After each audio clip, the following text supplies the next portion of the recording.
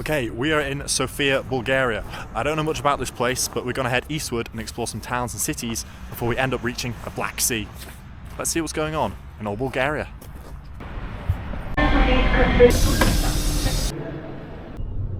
So we have a few hours now in Kalofer. Let's see what this small town in the heart of Bulgaria has to offer.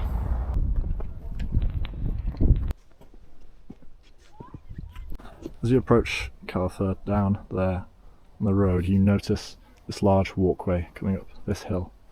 And you'll see these enormous huge monuments overlooking the town. Just above those three monuments of the soldiers, there's another huge monument standing alone. This time it's of Hristo Botev, the leader of the 1876 uprising against the Ottomans, who'd also die during this uprising. He was not only a revolutionary though, he was also a poet. His poems covered themes like justice and patriotism. He's still celebrated every year on June 2nd when Bulgarians hold a moment of silence for him. And on top of the historical significance of these monuments and statues, there's just something so impressive about them and how alien it is to have these sort of statues over a fairly small town in the middle of the country. In the UK, I don't think we'd ever have such structures like this. Also the design, the way they're built, the sort of Soviet architecture, they almost look like action men, these figures, with their stoic faces and weapons beside them. We have another scene here as well outside the town's library. You see here the invader with a sword and the women holding the children, and then up here it seems like they're the Bulgarian soldiers with their arms and weapons planting the flag in the ground, whereas over here lies their enemy after they were killed. It's quite impressive actually. It's more impressive than what I had outside my local library. Just drunk people and yeah, no mosaics like that. I'm here in pretty much the only restaurant in town, and I've ordered some tripe soup with some bread. Let's get down to business and try this tripe soup, which is traditional in Bulgaria. It's not bad, to be fair. I can imagine it's the type of thing you'd want after you've been on a heavy night out. Shkembi chobra, or tripe soup, was extremely popular amongst the working classes in Bulgaria. And up until the late 1980s, there were establishments that would only sell this. However, these were soon replaced by fast food restaurants. You can still find places like this that will sell the traditional dish and enjoy it yourself. There's Botev up there as well, pictured in this restaurant. I can't help but think that if Botev was around nowadays and I saw him with his beard and moustache, he almost resembles a barber in Soho in London rather than a revolutionary leader. You know, he has this very macho image in Bulgaria, but if I saw him in London, you'd just think he was a radical hipster. Not to insult Bulgarians or the Bulgarian national figure too much. I finished the Shkembi chobre, aka tripe soup. It was okay. It was about a 5 or 6 out of 10. At the end of the day, it's tripe, which is probably one of my least favourite meats. You know, it's a soft meat, and yeah, no one likes a soft meat. I went to the toilet in the establishment as well, and I saw a sign that said, "Do not flush any tissue down the toilet." And I've noticed that in many other European countries, especially Eastern European countries, I just don't understand it. I don't understand it at all. So you're telling me that, you know, a toilet can take a dump from Alexander and Yvonne, but the second you chuck some 2-ply down the toilet, what, it starts choking? It starts clogging up? Like, Ivan can unleash an unearthly log down the toilet and the toilet's fine. But the second you put some Kushel down there, then it starts having, what, a panic attack? It starts getting blocked up? I don't understand it. I mean, I'm obviously not a plumber or a toilet technician, but This should be simple. Come on, you got to sort yourself out, guys. You've got to be able to flush tissue down the toilet at some point in Bulgaria. Come on. You're part of Europe. You're making us look bad. You're supposed to be a developed society and you still can't flush some tissue away? What's going on there? Do you need some plumbers? I don't know. Well, that's it from old Kalofer. We've discussed a national hero, slanted him slightly. We've seen mosaics, we've seen monuments, we've tried some local food, and we've discussed whether you should chuck tissue down the toilet. Next up, we're going to a place called Kazanlak, and we'll be searching for an abandoned UFO. Join me as we head onwards in Bulgaria.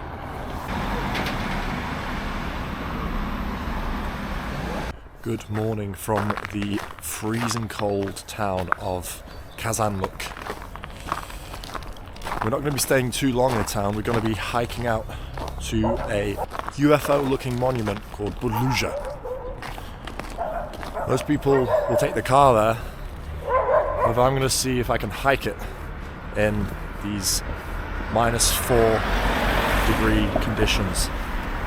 Let's see if I can make it. I was walking along the roadside here, up to Buzludzha. I came across this monument here, just on the roadside next to this petrol station. It's dedicated to the 1923 uprising in Bulgaria.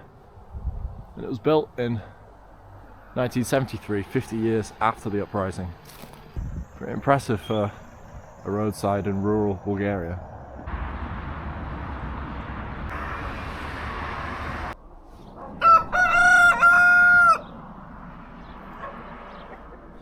Nothing like a cock waking you up in the morning. It says on my phone, according to my phone, it says -3 right now in Kazanlak. But it does not feel like that. With the sun beating down on me, it feels way warmer, so much so I don't need my jumper or my coat right now.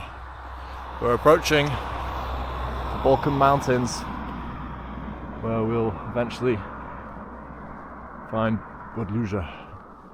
Let's see if I don't freeze myself to death before I get up there. I'm not too sure who this guy is. He must be someone important. He's got a monument erected of him. But what I do know is he's got huge calves. Look at these bad boys. They're like 2 tree trunks. They're bigger than his head. I don't know what his profession was, but he'd make a great grape crusher. He could open up his own winery. Check him out. I actually figured out who that monument was of. I looked at my phone, I looked on Google, and it turns out I was right. His name was Igor. Igor the Great Grape Crusher. He won annual grape crushing events here in Bulgaria and is widely regarded as the greatest grape crusher in the whole of Bulgaria. So kids, if you want to get into grape crushing, you've got to check out Igor. You should have his picture on your wall, his grape crushing jersey as well. I wish you all good in Bulgaria. Thank you. Bye. Bye.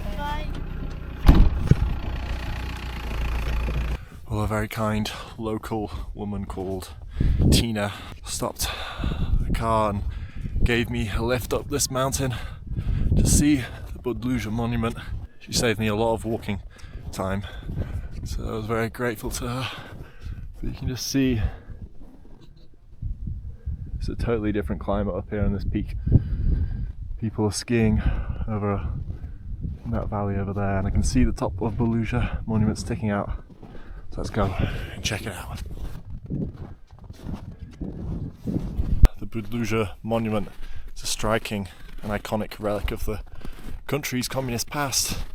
It was inaugurated in 1981 and it commemorates the 1891 Socialist Congress led by Dimitar Blagojev, and it was designed by architect Georgy Stoilov, and it's UFO-like structure and massive mosaics, especially on the inside, which is unfortunately sealed off nowadays. Once symbolised communist ideas. It was abandoned in 1989 and the monument fell into decay, but it still remains a striking example of the country's brutalist architecture during that period.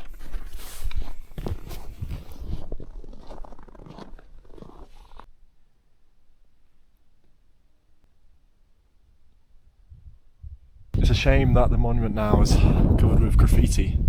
You just have to imagine what it would have been like back in the 80s when families from across Bulgaria would probably come to Buzludzha to view the monument and look out across the Balkan mountain range. It's very impressive. The fact that it's so cold, obviously up here today, and it's snowing, it adds another element to the monument. It makes it even more almost spooky and cold.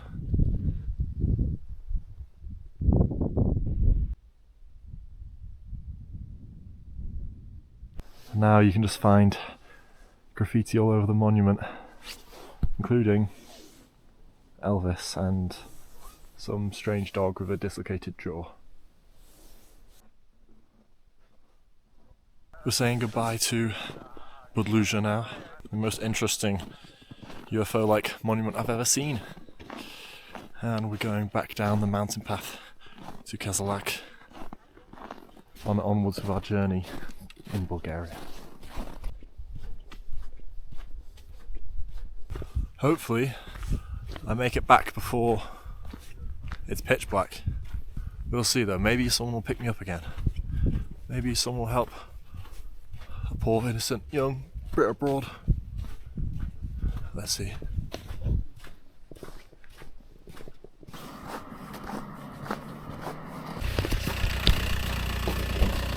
Hi. Hi again, thank you.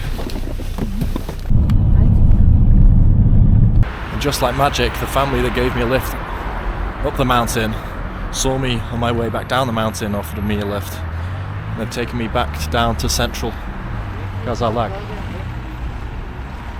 I love wholesome interactions like that. It makes you think and reflect. If you were walking down a mountain passage in the UK, would someone stop and offer you a lift to a complete stranger? I don't know if I would. In the UK, they'll probably just throw a can of Carlsberg at your head and call you a dickhead for trying to hike down a mountain in winter. And maybe it's what those people thought. Maybe they just took pity on me and thought, who's this idiot? What's he doing? Why is he allowed out of the house? But it's nice to have those interactions with other people, especially in foreign countries, you know. Tina, the woman in the car who offered me help, mentioned that the monument I saw earlier with the guy with the huge impressive calves that I'm still blown away by was actually a Bulgarian Communist Party leader and was responsible for its organisation. He wasn't in fact a nationally renowned grape crusher. I mean, he could have done it in his spare time, you never know. How else did you get those big calves? I've seen another monument, however, I don't think with that peg leg of hers, I don't know if it's a peg leg or an urn or something attached to her, I don't think she'd be as good at grape crushing. However, she is holding out a rose, as Kazanlak is renowned for its rose oil production, and I think it's called the Valley of Roses. So that's something for you. You see the lion emblem here displayed. It's displayed across much of Bulgaria as its national symbol or animal to demonstrate its strength and resilience. But I think every country, or so many countries, like the UK, have a lion as their national symbol. Like for the UK it's 3 lions. I think it's a bit overplayed at this point. I know it's supposed to represent power and all that, but I think we should limit each country to one unique animal. The UK, we can't be having a lion as our animal, I'm sorry. It's got nothing to do with us. We need to have a different national symbol. The 3 lions got to go. We got to choose something else, something more suitable to the UK. Maybe a pigeon, a pheasant, a wood mouse. That's more UK vibe. And we shouldn't be allowed to choose 3 of one animal. That's just taking the piss. Especially 3 lions. Like, come on, give other countries' animals a chance. If they're small animals, you can have 3 of them. 3 toads. 3 toads on the shirt. I'd respect that.